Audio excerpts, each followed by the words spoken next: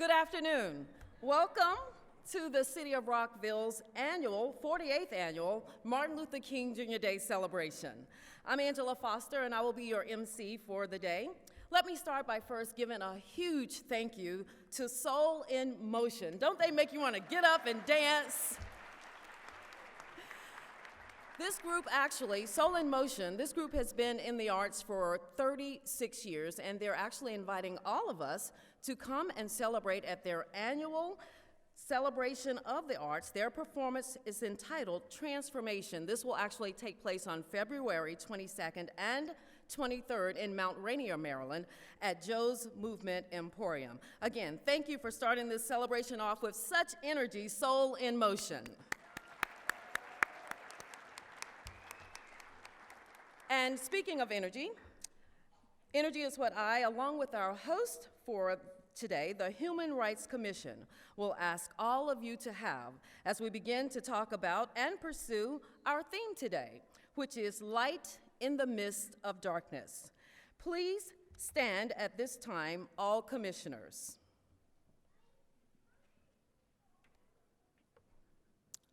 So I think they may still be in the back, some of them, our commissioners. But our commissioners, of course, are a part of our celebration today. And of course, Courtney Proctor is the chair of the HRC and is appointed by the mayor and council to eradicate discrimination through actions and reduce conflict and enhance respect for diversity. So at this time, I'd like to introduce two of our council members, Monique Alston and David Miles, to come forth for acknowledgments and remarks.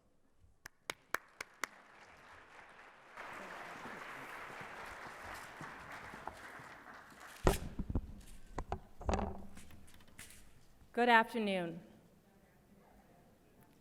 It's an honor to be a part of the city's 48th annual Dr. Martin Luther King Jr. birthday celebration.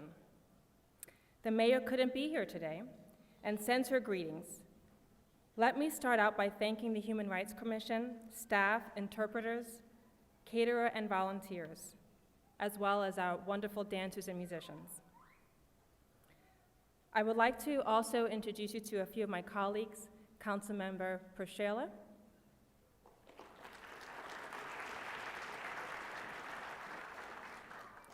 Councilmember Feinberg,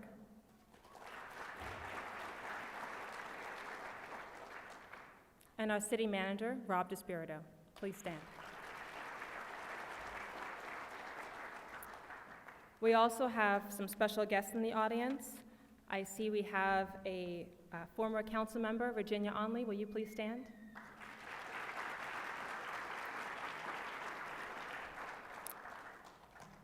Our city clerk and director of council operations, Sarah Taylor Farrell. Delegate Jim Gilchrist.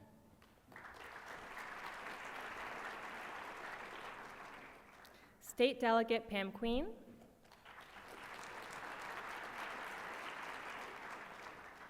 President of the Board of Education, Shebra Evans.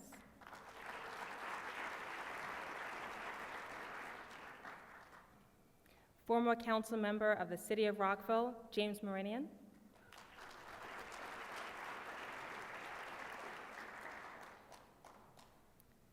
Montgomery County Council, now President, Sydney Katz.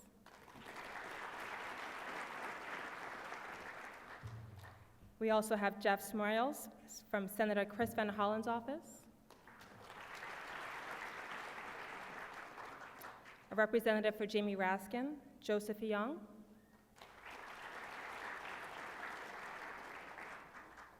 Our City of Rockville Head of Communications, Mary Lou Berg. And representing Senator Ben Cardin, Ken Reichert.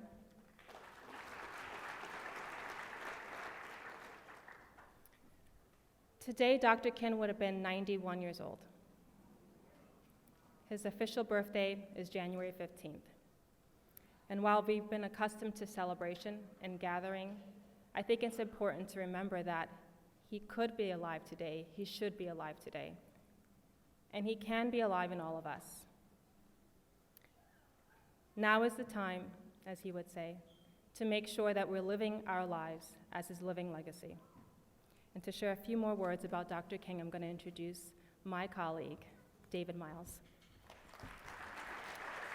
Thanks so much. Good afternoon. How are y'all doing?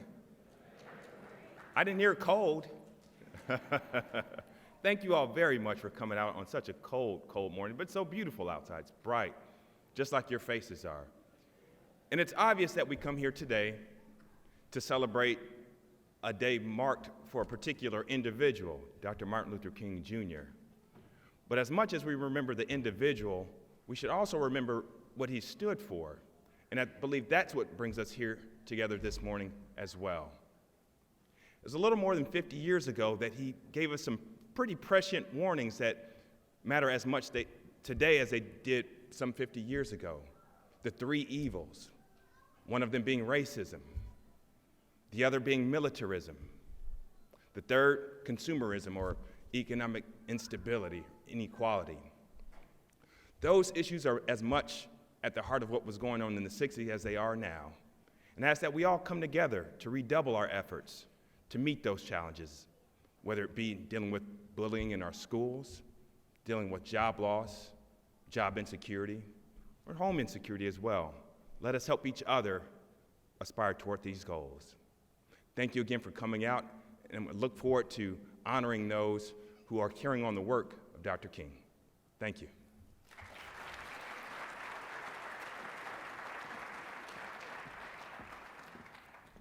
Thank you so much to our councilmen, Ashton and Miles. And I want to thank all of you for coming out today to celebrate with us. And as the council members stated, Dr. King, of course, was an agent for change.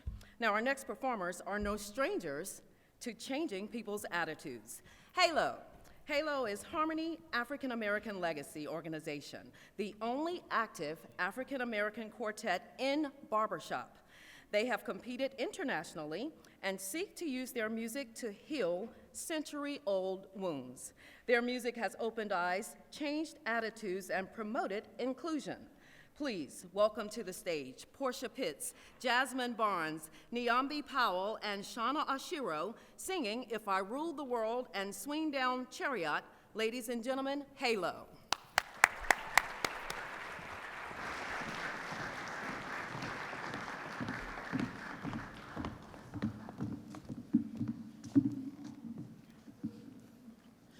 Swing low.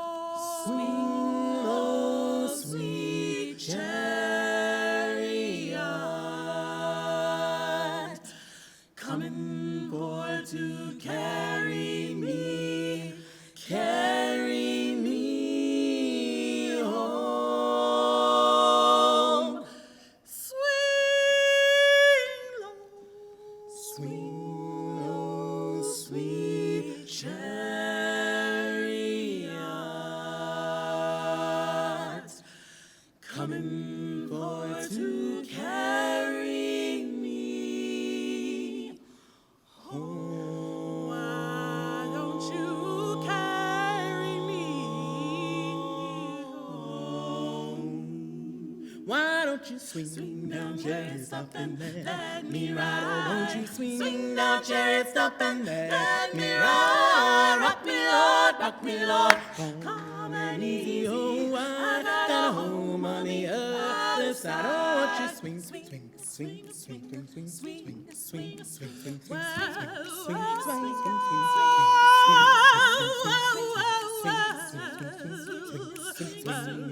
going down to the middle of the street. He saw an angel working on the chariot wheel. What's so particular about that chariot wheel? He just wanna see how the chariot feel. Why don't you swing down, chariot, stop and let me ride? Oh, won't you swing down, chariot, stop and let me ride? Rock me, Lord, rock me, Lord. Calm and easy, oh, I got a home on the other side. Oh, won't you swing, swing, swing, swing, swing, swing, swing, swing, swing, swing, swing, well,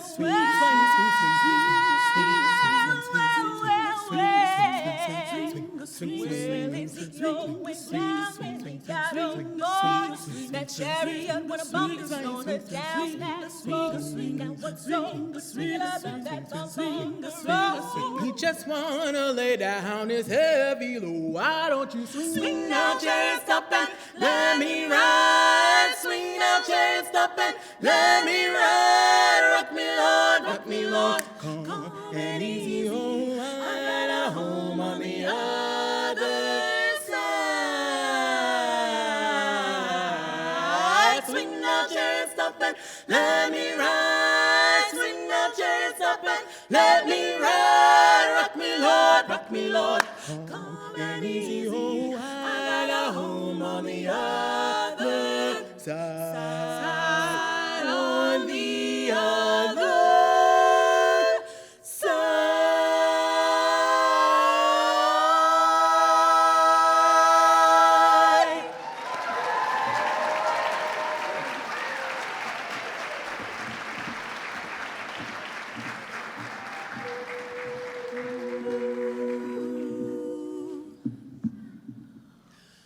What would you say if perhaps one fine day you were granted a wish or two? Would you decline or say all could be mine? Well, here's what I would do. I'd do if I ruled the world. Every day would be the first day of spring. Every heart would have a new song to sing. And we'd sing of the joy every morning would bring. If I ruled the world, every soul would be as free as a bird. Every voice would be a voice to be heard. Yes, heard.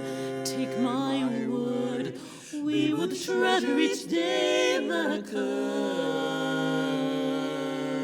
My world would be a beautiful place where we would weave such wonderful dreams, such dreams. My world would wear a smile on its face like the man in the moon has when the moon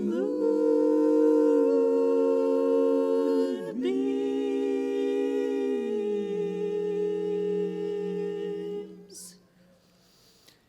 If I ruled the world, every man would say the world was his friend. There'd be happiness that no one could end. No, my friend, not if I ruled the world. Every head would be held up high.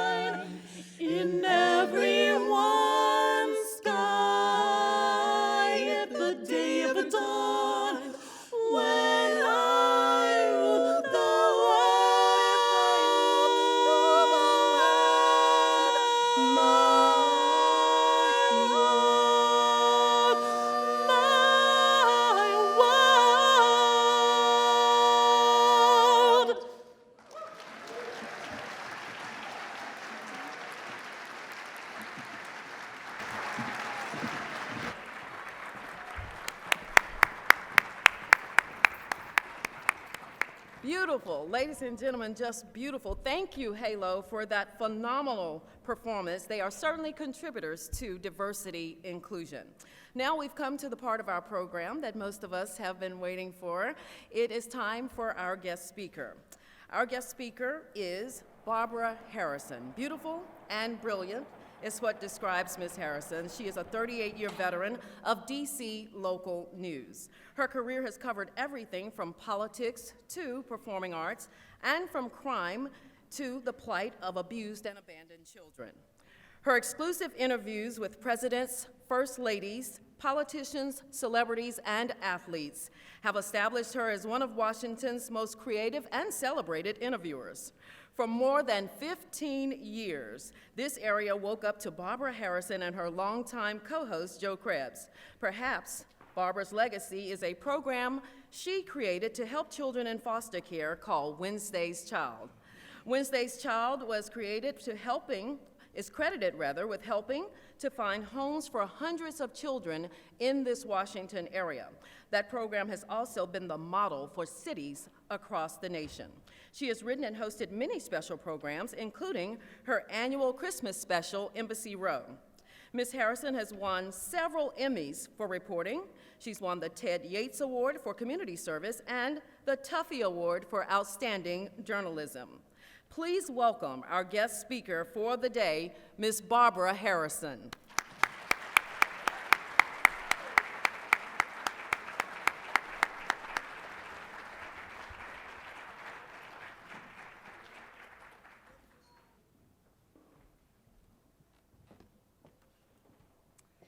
Well, hello, everyone. It's so nice to be here. I have never been to this school. I've been to a lot of schools in the greater Washington area, Maryland, Virginia, and of course in DC, but I've never had the opportunity to come here. And it's so wonderful to see you all here for the reason that you came today. This day of service means a lot to all of us, and I think as we look at our neighbors sitting here and know that we all feel the same way about coming out and showing that we care about our community, I think we should celebrate ourselves for being here. So, I don't know if it's afternoon yet, but I wrote good afternoon. Is it after 12? All right, so we are blessed to have such a beautiful day. We have no snow, no rain out there. It's been very windy, and it's just perfect outside right now. Wonderful day to celebrate the memory and important legacy of Dr. Martin Luther King, Jr. I've been thinking for a few weeks now about what I was going to say to you today, because I guess everything that we think could be said about him, he either said himself, and we know much about him through the speeches that he made, and I just thought, where shall I go with this? What can I do that would help us remember him and help you learn something maybe too? Of course, we remember him for the inspiring words of his great speeches, delivered with the strength and conviction that made his voice one of the greatest in history. He talked often about bringing light to the darkness, awakening the spirit to a world where everyone has the opportunity to make their dreams reality. His dream was that one day our world would not be burdened by the prejudices that had separated us in the past. One day we would all recognize each other by the content of our character and not by the color of our skin or the religion that we celebrate. His dream was that all Americans would awaken to the realization that we, as our American Declaration of Independence affirms, that we are created equal to each other with rights that come with just being born. As long as we don't step on the rights of others, we have the right to live and the liberty to pursue our dreams, whatever those dreams might be. So let's talk a little bit about dreams. Prophets and scientists have tried to figure dreams out for a long time. Fairy tales have talked about dreams for centuries. I think Cinderella got it right in Walt Disney's beloved tale on the silver screen, when Cinderella described in song that a dream is a wish your heart makes. I wish we could bring those singers back up here to sing this for you. I wish I could sing like they do, because I love this song, and it makes sense. A dream is a wish that your heart makes when you're fast asleep. In dreams, you will lose your heartaches. Whatever you wish for, you keep, the song says. Have faith in your dreams, and someday your rainbow will come smiling through. No matter how your heart is grieving, if you keep on believing, the dream that you wish will come true. Simplistic, I know, it sounds kind of juvenile, but perhaps I think that's the definition that best puts in mind the Martin Luther King idea, talking when he said, I have a dream. I have a dream. It was something maybe he thought of in the night in his sleep and woke up and thought what he saw in the darkness with his eyes closed when he was asleep in reverie, that this is something that should happen when we're awake. His heart and mind were set on relieving the ills of prejudice in our country, changing attitudes in a world that allowed us to accept inequality, that deprived some citizens of enjoying freedoms guaranteed to all citizens. The birthright of all Americans, our founding fathers wrote, includes for all the right to pursue dreams with equal opportunity, to make them come true. We fought wars for the freedom to have that happen, the freedom and the responsibility to live and work together. And let me remember to remind you that it's not just the freedom, but the responsibilities that come with those freedoms, to live and work together to make life better for all of us. That's the American spirit, and that is who we are. That is who we want to be. We talk often about dreams for the future, especially when we're talking to our children. We teach them that you should dream great dreams and then work hard to make those dreams become reality. The working hard part is important. Martin Luther King took his dream to the people. He marched and kept preaching. He led and kept teaching. From the pulpit, from the streets, he kept his message loud and strong until people heard him. On a hot summer day in 1963, he shared his dream as he stood on the steps of the Lincoln Memorial in Washington, where thousands had gathered to protest discrimination in our country. Dr. King began by recalling President Lincoln's Gettysburg Address after signing the Emancipation Proclamation. Dr. King said, "This momentous decree was a great beacon light of hope to millions of slaves who had been seared in the flames of withering injustice.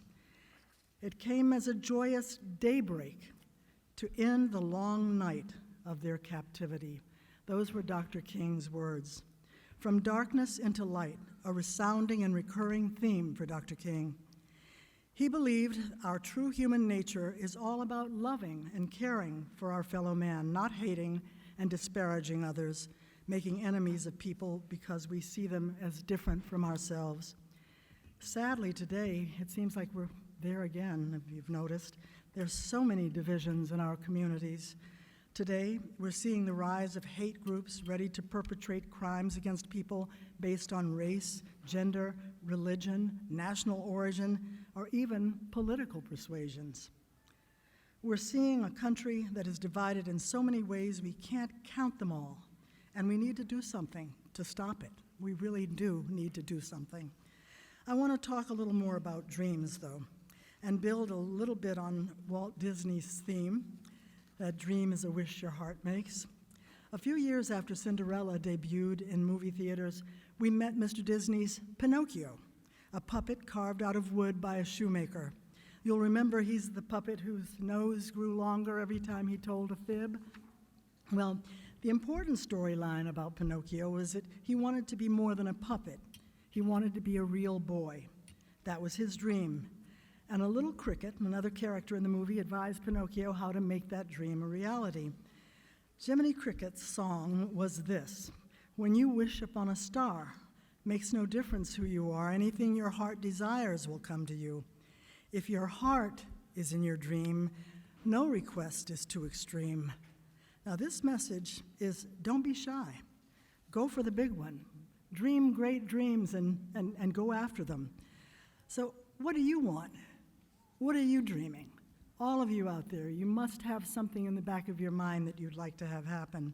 What is your dream? Do you wish to, when you look at the stars, do you ever think, hey, maybe I could get a new bike. Maybe I could have a new car. Let me wish that that will happen. It's important for you to have a dream, whatever it is, and hopefully it's something a little bit more important to you than that, or that could be maybe the most important dream if you're 12 years old or 10 years old, to have a bike, or if you're 16 going on 17 and wanting your driver's license. How old do you have to be these days to get a driver's license? Is it 17 here now? 18? Nobody knows? Well, I certainly, it's been a long time ago for me. But anyway, what I'm saying is that we all have dreams, and we should try to think about what our dreams would be. We gather as a community here today called the City of Rockville, made up of diverse individuals, of course, but brought together as one for the moment to celebrate a man who had a dream for all people, who saw a light and who believed with all his heart that dreams could become reality. And while you think about what your dream might be if you had one, or if you have one, and I'm sure you must, I will share with you a little trick that I was taught some years ago to help you try to go inside yourself and find out what you really want, and what you would really like to happen in your life. I was working in a radio station in San Francisco, hosting a call-in talk show, and constantly looking for interesting characters to interview on my show.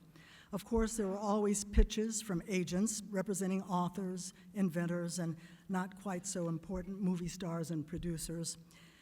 They would call to push for a spot for their client to have a guest appearance on my show. One day, when I had a last-minute cancellation of a guest, I ended up having someone who practiced and taught something that he called dimensional mind approach. He was in the San Francisco area just for a few weeks, he said. He would be teaching his method of using the mind to create reality, teaching people how to make their dreams come true. Well, that sounded a little bit wacky, but I needed a guest, and I thought, well, I'll have him come on, and we'll have some fun with it, and people will call in, and we'll talk about what he was doing. But he had some pretty good credentials. And I did need a guest, so I called the number that was on the letter that he had sent and said, "Are you here in San Francisco?" "Yes."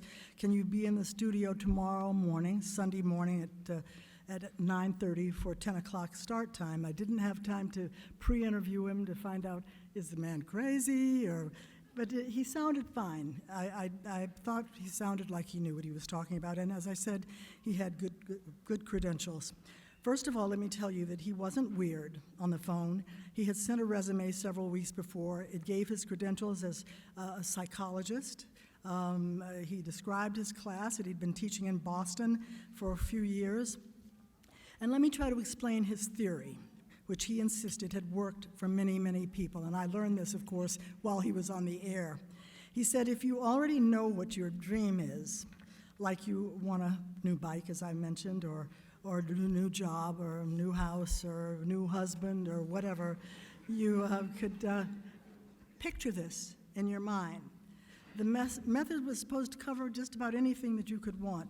So if you know your dream but don't know how to make it happen, his prescription is to envision yourself already there. You want a new car, and you know what kind of car it is, you know the color you want. You picture yourself walking up to that car, opening the door, getting in, you see the front grille, I mean, the everything, the steering wheel, everything, and you picture that. You make that into a little movie that you're going to play in your mind, but you have to have 3 movies that have to do with the exact same dream. And you play these dreams over and over in your mind 5 times a day, only a few minutes each time, but you can't change the movie. The movie has to stay the same. It has to be the same dress color, the same suit, or whatever that you were wearing in the dream when you dream it on, when you envision it on day 1 as when you envision it on day 7. And you're supposed to keep doing these exercises every day. Let's say it was getting, we talked about a bike and the size and everything, but do you get what I'm talking about now? You've got these scenarios, you've made them into little videos, the videos are going to play over in your mind, but you are there. Your dream has already come true. Maybe you see yourself, if it's a bike, riding down a country road, and you need a couple more images. Maybe you're getting out off the bike, you see the color, you put it back on your car. I mean, these are supposed to be pretty intricate and complete movies in your mind. Have to be consistent. If you don't really know what you want, like maybe your dream is to have a new job, but you don't know where or what, so you don't really have that in your mind. He had an answer for that too. And I actually spoke to one of the military services, and I spent the speech time telling them how to actually do this. He says you can meditate and find out what you really want, and you have to get yourself into this dream state, and then you talk to a teacher, and that teacher could be anyone. You could envision somebody, and you go to that teacher, and that teacher helps you find out what you want, because maybe you won't admit to yourself that you want a new wife, that you want to go to Europe, or that, but this teacher can help you grab onto the dream. So we won't talk about that today. Let's move on to the next one. Through meditation, though, he says that you can find out exactly what that scenario should be in your mind. Now, let me just tell you, it's been nearly 40 years since I had that man on my show, but the strangest thing happened after he appeared. You know that San Francisco is beyond being known as the beautiful city by the bay. It has also been a beacon to flower children. The hippies were called back in the 60s and 70s. It's been a city that is open to ideas that, like this dimensional mind approach. People are, let's hear a little bit more about that. And so it didn't surprise me that we got a lot of phone calls that day from people asking him questions and wanting to know how they can sign up. Well, when I said goodbye to him, and I figured that would be the last time that I saw him, later that evening he called me on the number that I had called him from earlier. He was desperate. People were calling to sign up for his class. And because he had come on the show before he had arranged to have a small venue where his inaugural session could happen, he was crazed. What am I going to do? All these people that were listening to your show think that I'm going to have a class. And I said, well, how many people have you signed up already? And he said, 5. 5 are coming. And out of nowhere, I said, well, you can do it at my house. And he did. But let me tell you about that. I changed my mind. I shouldn't have told you that he did, because here's the story. I called back immediately, and there was no answer. I called all through the next day, and I didn't get an answer. I did believe that he probably had found another place to do this. But on the Tuesday that he was planning to offer the class, I'm coming home from work, driving down my block, and there's a long line of people all around the block, the line ending at my front door. What had I done? I thought, what am I going to do?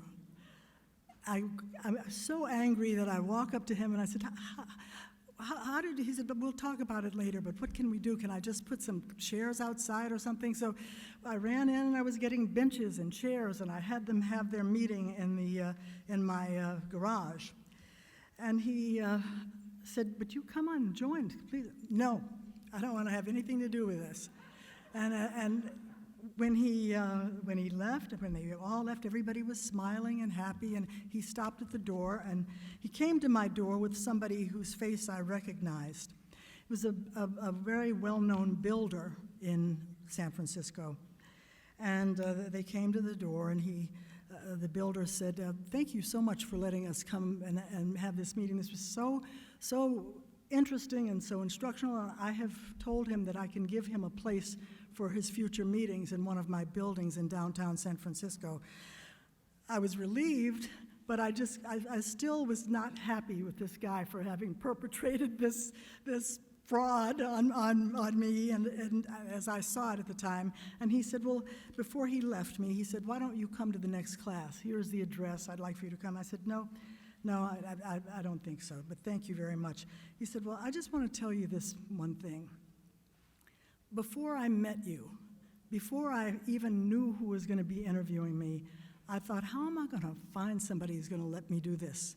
He said, I started visualizing this person inviting me into their studio and sitting there and interviewing me and then offering me their house to have oh, come on. But that's how he described it. He invited me to come to the class the next day, and I said, no, I wouldn't be coming. But I changed my mind. I thought, let me go see what this is all about, that these people all seemed so happy as they left. It wasn't actually the next day, it was a week later, and I did show up, and I listened, and I heard him take people through this whole thing of talking to the teacher, finding the teacher through their, with eyes closed and heads back and thinking, and I came up with something that I thought I would like to do. It was a long time later, several years later, that as I drove up to Channel 4 in a taxi, my first time ever in San Francisco, in Washington, D.C., the first time ever at this station, I had no idea what it looked like, who the people were going to be. I got out of the car and I kept thinking, why does this look so familiar to me? The door was exactly as I had envisioned it. I walked into this space that was the entry, and I looked over, and there was a guard that I had imagined. Someone met me and took me back to the newsroom, and I said, oh my God, this is exactly what I had pictured several years before. Now, you can believe me or not, but I am convinced myself that I didn't have a moment of craziness and just thought that I had seen it. But I still to this day believe that I had conjured up this job at Channel 4. 38 years later, I'm still there. I lost my place as I was telling you the story, because you see, I really do, I live it. I want to get to the place where I want to be. And I'm used to working with a teleprompter, so it's hard for me to turn pages. I said, I know what I wanted to tell you, that I was skeptical about taking this class, but I was reminded of the Pinocchio movie that says that fate can be kind. She brings to those who love the sweet fulfillment of their secret longings. Well, remember earlier I asked each of you to think about a dream? I did that because I firmly believe that every person gathered in this room today, like Dr. King, has a dream, not only for themselves, but for others. So now I'd like to ask you to take a minute, close your eyes, and visualize that dream. You don't have to do 3. You can do that later, but visualize your dream being already realized. Can you do that? Anybody need any help? Close your eyes and imagine that what you would like has already happened.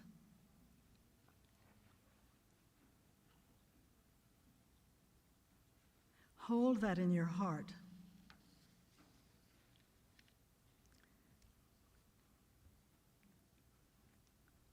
Your dream may be for yourself, it may be for your family, for your community, perhaps even for America.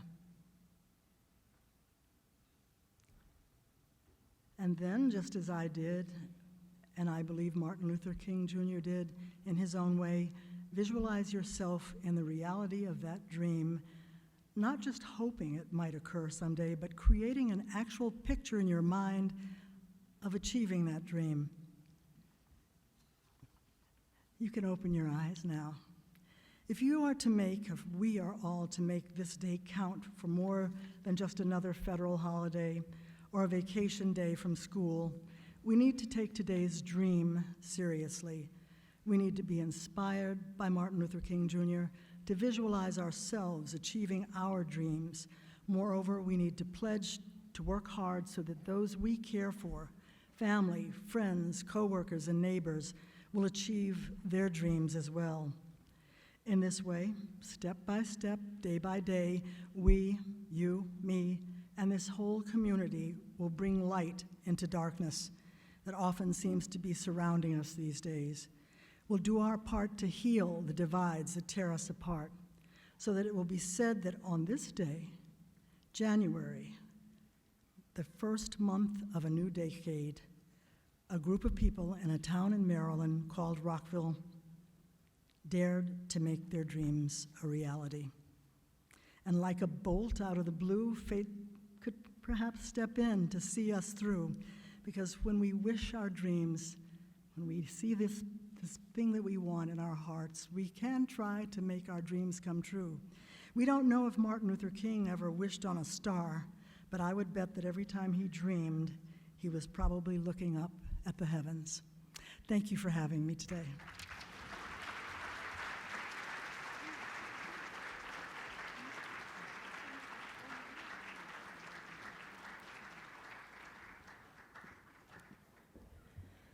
Thank you so much, Barbara Harrison. That was so inspiring, and we appreciate you sharing your experience with us, especially leading up to your first day at WRC. Now it is the time in our program where we are going to acknowledge a few stars. Of course, as you know, stars light the path when there is darkness. So we will be honoring and acknowledging 2 award recipients today. First, the Martin Luther King Award is given to a high school student that has in some way furthered Dr. King's dream. Second award will honor the late F. Michael Taff, a former chair of the Rockville Human Rights Commission. And this award is dedicated to human rights activists, and it recognizes the efforts of individuals or groups within the city who act to reduce barriers that restrain the full participation of those with disabilities. These stars will offer light to issues and concerns when they surface, and it is comforting to know that there are stars among us. So, at this time, we will begin our award ceremony, and here to read the names of the MLK Youth Award nominees is HRC Commissioner Andrew Lynn. Know that these nominees for the awards are in your program insert, and they will receive their certificates of award. At this time, we present the HRC Commissioner, Andrew Lynn.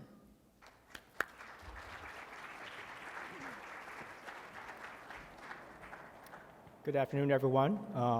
Assisting me with today's presentation will be Council Members Ashton and Miles, so I'd like to invite them out as well.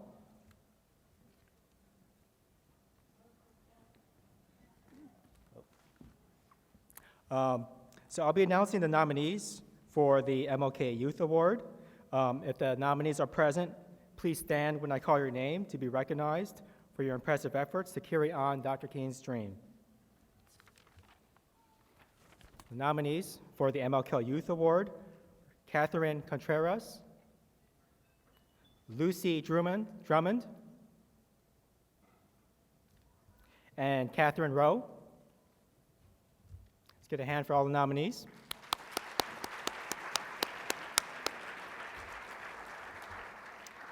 And this year's recipient of the Youth Award is Katherine Contreras. Katherine couldn't be here today.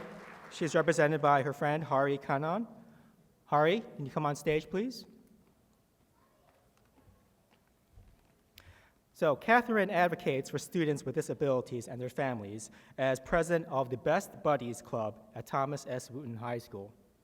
She has spoken at town hall meetings with MCPS officials. She's contacted elected officials and news media, and she's testified at Montgomery County Board of Education about ADA-related upgrades needed to make schools countywide a safe place where students with disabilities can learn and thrive.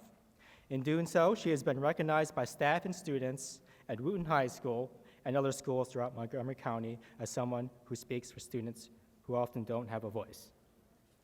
Okay.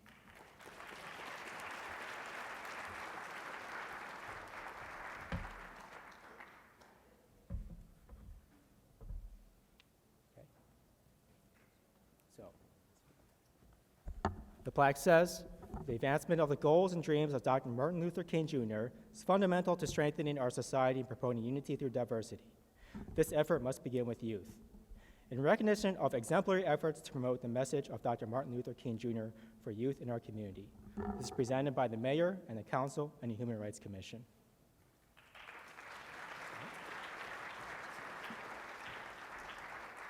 You can hold it. Maybe on either side.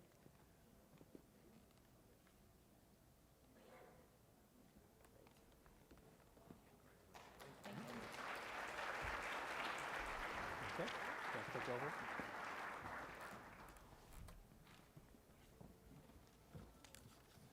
I can go off script just a second and ask all of our students and children to stand.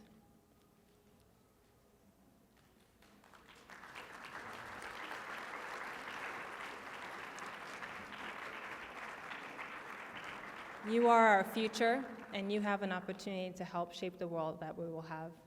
And I just wanted to know that you all are very important.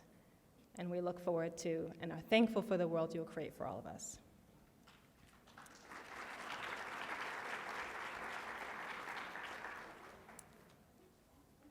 So now we'll be presenting the F. Michael Taff Award, and it's given to a business, organization, or adult that has worked to improve the lives of people with disabilities. The names are in your program, and I'd like to invite our nominees to stand as I call their name. Guardians of Sports, Inc.,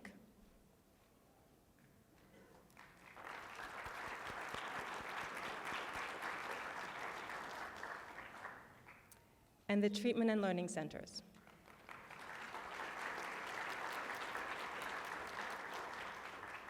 Thank you both for working to create a world that is free of barriers that keep folks from enjoying activities to the fullest. Your certificates will also be at the HRC table in the hall after the program. And now we'll present our award winner.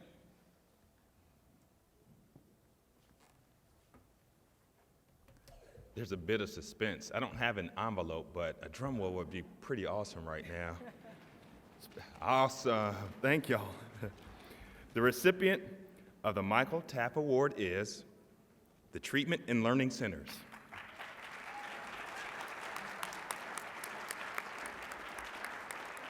And as the representative comes up, I just want to take a moment to read a bit about what the Treatment and Learning Centers does.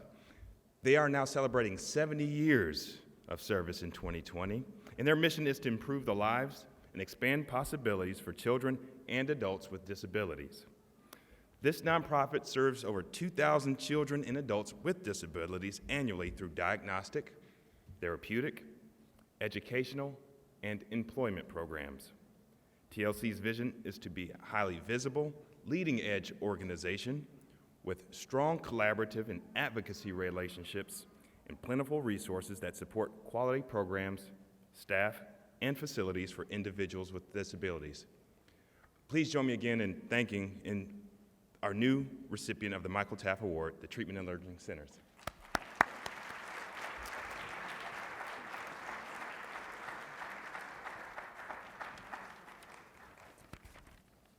All right. So I do want to.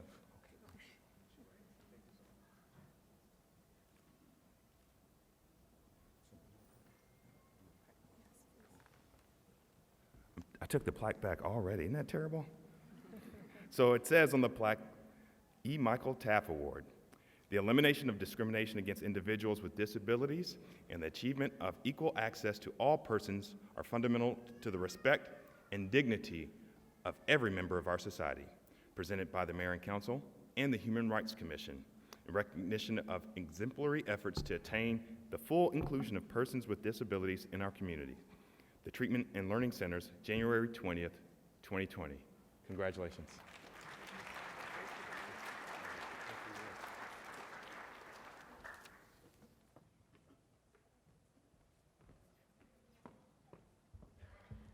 Thank you all. Once again, we want to thank all of our award recipients and, of course, our nominees. And now it's time for a little more entertainment for you. We are honored to have with us today Denise, Henderson, and the Fellas. They are a group of musicians that hail from the DMV.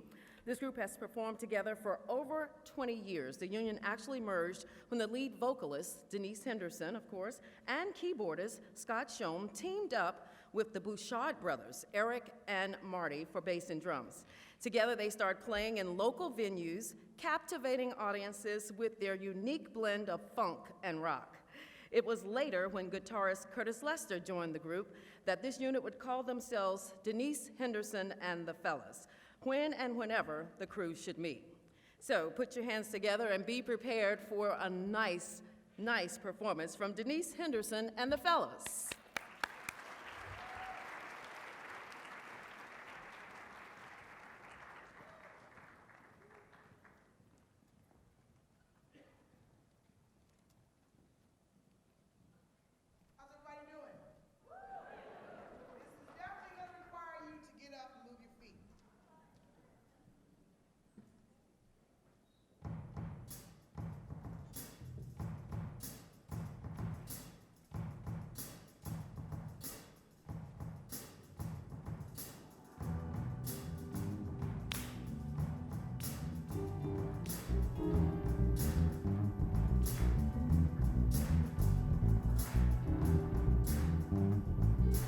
got a day off already, you can go back and lay in bed later.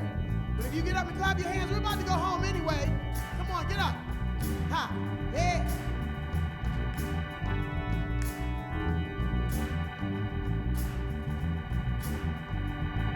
Rockets, moonshots, spending on the have-nots. Our Monday, where we make it. Yes, before we see it, we take it. Oh, makes me wanna holler where they do my life. Yes, makes me wanna holler where they do my life.